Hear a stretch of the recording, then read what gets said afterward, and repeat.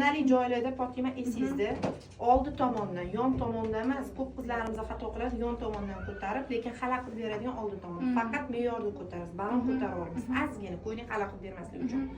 Ko'yningiz ideal holatga qilib berganimizda ozgina zinali joylarda qarashib olsangiz bas. Xudo xohlasa to'yxonamizni yeri sirpanchuv bo'ladi. U yerda bemalol ko'yning sirpanib yuraveradi. U yerda ko'tarishingiz shart emas, lekin mana shu ko'yningizni chimchilab olasiz. Bitta qo'lingiz kuyov bolam qo'lda bo'ladi. Bukchaymaymiz, Fotiy, lekin bugun fatta taqqaningizdan bir boshingiz pastga qarab ketyapti. Bilasizmi, kecha yaxshiroq bo'ldingiz o'sha o'rningiz. G'o'dangni usha deb eslatib turasiz, xo'pmi? Bukchayib ketmasinlar.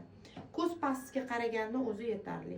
Ko'yningizni oldi tomoningizni sal chimchilab olasiz. Kerakli joylarda bunda o'ynatib ko'tarib olasiz. Sal bundoq движение qilasiz. Hatto mana to'yxonaga kirayotganda ozgina chimchilab olib, qo'lingizni mana bunaqasiga ushatmang. Ya'ni qo'lingiz ozgina cho'zilgan bo'lishi kerak. Orada mana anaqa bo'lishi kerak, расстояние.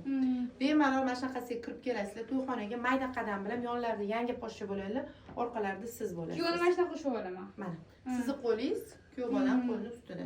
Padushka qilmayman, maslahat bermayman padushka qilishga.